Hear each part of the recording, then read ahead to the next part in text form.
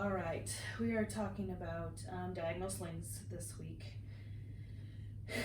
in studio, and for this next little routine, little session you got going, there's a few muscles that work together to form these diagonals in your body on the front and in the back.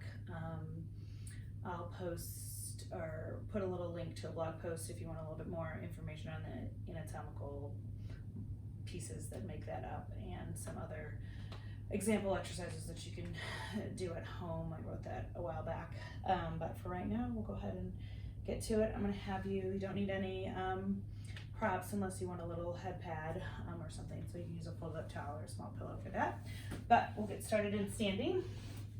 So I'm going to have you come to the bottom edge of your mat. Reach those hands just in front of those feet. The weight should be equally distributed between the ball and the heel. On that exhale, go ahead and peel yourself off that imaginary wall and roll her down one vertebrae at a time. Let that head dangle. And then roll her right back up. We'll do a couple more roll downs and then I'm going to have you walk out into plank. And as you lift a foot in plank, you should feel some unequal muscles have to kick in to hold you up into that plank without letting that pelvis sag or those shoulders collapse.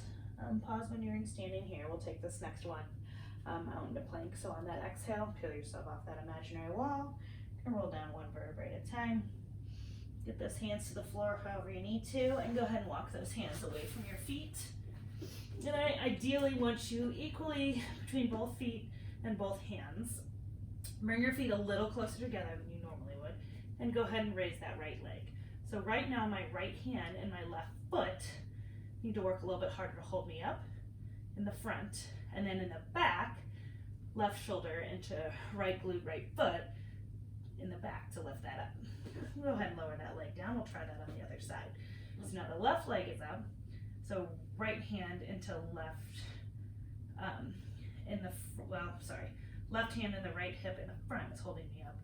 Right shoulder into left foot is helping pick my leg up.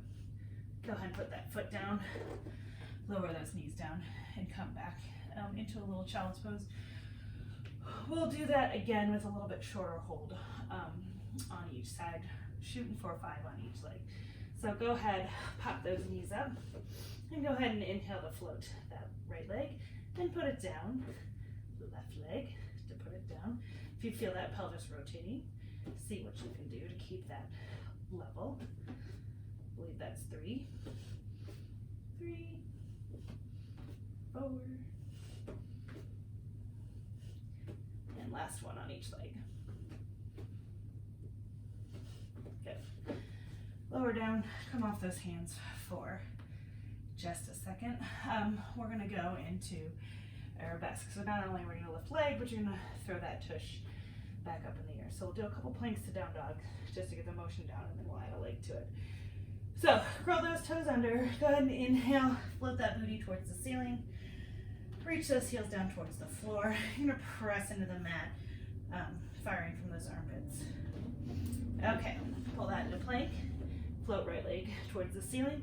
You're gonna reach that right leg up towards the ceiling as you push back with both hands. Come back into plank, tap down. A couple more, same side. So for now, arabesque technically is when you rotate that pelvis out. We're gonna keep it level for right now. And then on that last one, we'll go ahead and add some rotation there. One more. From here, go ahead and open up through the front of that right side of that pelvis, but still try to keep that leg reaching back and not over to the left. Bring that knee underneath you. Come off those hands for just a second. Give me a couple cat camels, cat cows here. And then we'll head back into that down dog. And go ahead and pull yourself into plank, float that left leg, reach that left leg up towards the ceiling, and then tap it right back down. Try to keep that pelvis level or refrain from rotating it out to the left. One more here. And on this last one, now go ahead and open up through the front of that left hip. Bring that left knee underneath. And go ahead and come on down onto your stomach. Reach those arms out in front of you. And I'm going to have you pull shoulder blades towards that pelvis to come into a little bit of a small swan here. And then press her back down. And give me another one here. And then on this next one, we're going to hold that up. So from here, we're just going to just gently push into the floor or mat. And then hover those legs. So from here, can you pick up right leg a couple of times, left leg a couple of times? And in order to do that, I'm kind of pressing down with the same side hand to really anchor the right side of that pelvis into the ground. You can try that on the other side too. So that when you come into an opposite arm, opposite leg, you can go ahead and float. Come on out of it for a second. And come back into that slight extension for me. Hover all the limbs and we'll go into some swimming. So the back slings are pulling you up and the front ones are pushing you up from underneath. Lower those limbs down. Go ahead and press yourself up into sitting. And we'll talk about what the slings are doing in the back first. So for those of you who are a little tighter through the back side of your body, if you think about the intersection of the X to be right here, one leg on each side goes down to the back of your heels, and then those the X extends into the hands. From here, we're anchoring through the pelvis, so theoretically the bottom part of the X or the leg part of the X isn't moving, but the upper torso portion of the X is pushing up and over to reach those hands underneath, and then that recoil, or hands over your feet, and that recoil can pull you back up. So you exhale, the backside will push your hands forward and pull them back up. And I like to think of the X to be this big, wide, sort of like a hand finger painted smear on the backside of me, and then there's a big intersection of it. On the front side, it's a little bit more of like in my brain, you can change it up however you want, but it's more of like a TheraBand type situation. And I'm gonna have the TheraBand or the X cross in the front right here so that I can come down here.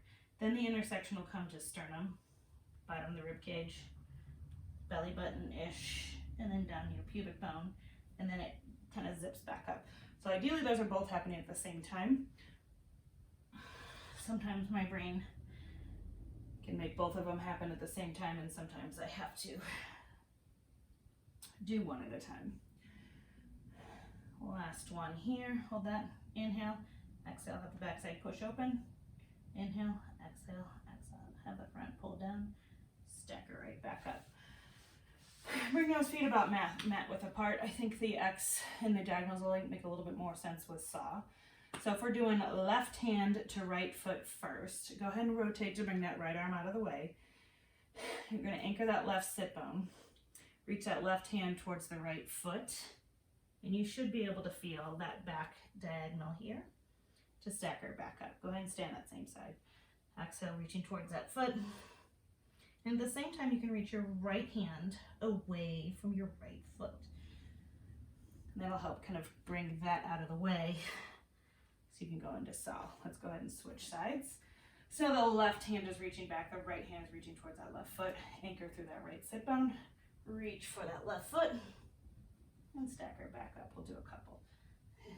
And then we'll add it into more of a Pilates flow. Last one here. I have a stupid wall in the way, so if you have room, reach your arms straight out to the side. Otherwise, I'm going to come to chest, rotate right, left hand, right foot, right arm goes back, saw 3 times, come on right back up, switch sides, 1, 2, 3. Come on, right back up. 1, 2, 3. And we'll do one more each side. Here's that last one on that right foot. You're reaching for that right foot. Come on back up. Reaching for that left foot. Come on right back up. Go ahead, scooch a little closer to the foot end of your mat. Bend those knees, feet flat. Go ahead and roll her down onto your back. And I want you to interlace those fingers and place the hand behind your head. Your index finger will be at the bottom of your skull, top of your neck, and then those thumbs can go just on the side of your neck. And I want you to just barely hover those knuckles off the mat. Like your knuckles might almost even be touching the mat still. And go ahead and see if you can push your hands into your head a little bit and your head into your hands to activate this muscle right here. So this is your serratus. It's going to come across the front, and ideally it comes and kind of joins around midline. And just that same zipper idea, as you float head or do a little head, neck, and shoulder float, you can sort of zip that down and then zip that right back up. So I'm making the top of my rib cage heavy, down a little bit lower, down a little bit lower. So almost pushing down with that intersection from the front, and the back side can almost push you up and over. So it's this sort of a thing that's happening in your body. So that's what's happening on the top side. If we talk about what's going on the bottom, that intersection of the X comes really low at first. So kind of pushing down just above that pubic bone, and then belly button, maybe just a little bit above belly button, and then that zipper comes right back down, zips right back up. So the challenge a lot of people have is there's a spot where it's not quite in your low back and it's not quite in your upper back. There's this little no man's land that your diaphragm's kind of in charge of, and that's where the front X connects to the back side of the body, which gets a little bit deeper than what I wanted to get into in this short time here. But see if you can kind of feel where that transfers from what you would consider your lower back to your upper back in your bridge here. Little inhale, exhale, send that sternum down, bottom of the rib cage, belly button, low back. Little inhale, exhale, zipper on up. Little inhale here, zipper right back down. So we talked about what happened the upper half with the head, neck, and shoulder float, and then the bottom half with the little extension into the upper half with this bridge. When we roll up here in a second, we're going to go through that full spine range here. So go ahead and straighten those legs, arms overhead. We'll see how this goes today. I think I say that every week. On that exhale, go ahead and sweep those hands towards the ceiling, float head, shoulders. Go ahead and come on into sitting here. I'm going to have you stack your spine. So starting with that pubic bone, tip that pubic bone towards your nose. The front side X will push backwards and the back side will get longer as you control that. Right back down, little inhale when you're down. Exhale to roll. Right back up. Exhale to press back. Inhale the bottom. Exhale to roll back up. So if we took this roll up and a little bit of a rotation, then one side would be biased. So go ahead and let that shoulder, right shoulder, come back just a little bit. And you're gonna lead just off to the right of your spine. So tip that pubic bone just off to the right of that belly button. Come back, leading with that right side. Come on down. Come back to center. We're gonna go up that right side. Come back to center. Lead with that left shoulder. Tip pubic bone just off to the left side. You're gonna come back. I like to come to center and then ideally come up that left side. So that's something you can play with if you want. Okay, going into crisscross, this makes a lot more sense with the slings. There's actually movement in the direction of the slings, not that the other stuff doesn't make sense, but it's a little easier to understand.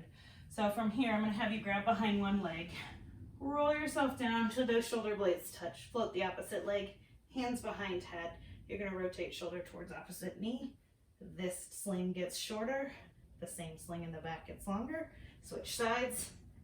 Now that sling gets shorter, the sling in the back switches sides. And we'll go ahead and come into some crisscross for me. Good. Come back to center, roll yourself up into sitting. We're gonna do a side bend twist. So it's gonna ramp it up a little bit.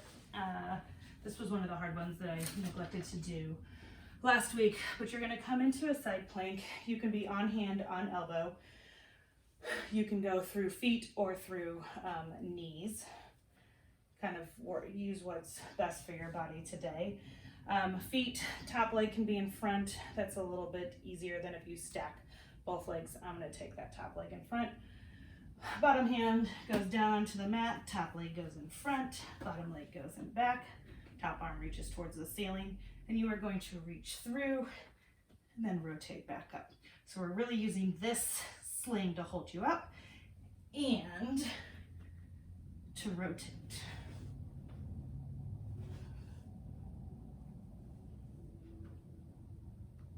Good.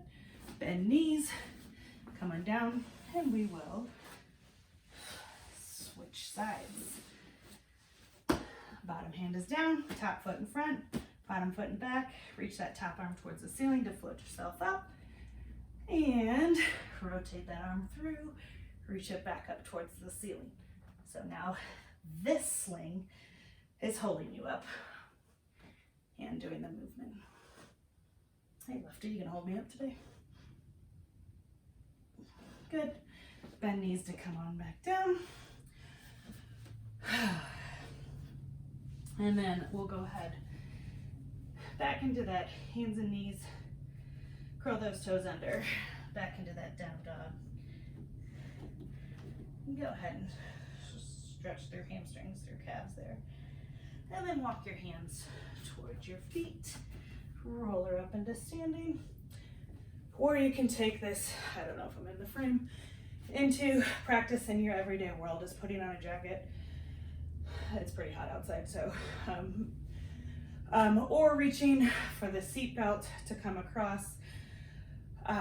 So just like we did in Saw, if you're reaching for the seat belt as a passenger, if you take that right shoulder back, left one forward, it makes it a little bit easier to rotate rather than just flinging your shoulder out there, and vice versa. If you're coming from the driver's side, right arm goes forward, left one goes back. In class, I've been giving the example of looking behind you when you go to back up your car. So if you put your left hand on the steering wheel and kind of push into the steering wheel, you can push that right side back to look behind you rather than just flinging your neck around. So hopefully you can put those into practice a little bit in your everyday world, and have a lovely day. That one was kind of short and sweet. Shelly's gonna give us a little something for next week. We haven't decided what yet, so have a good week.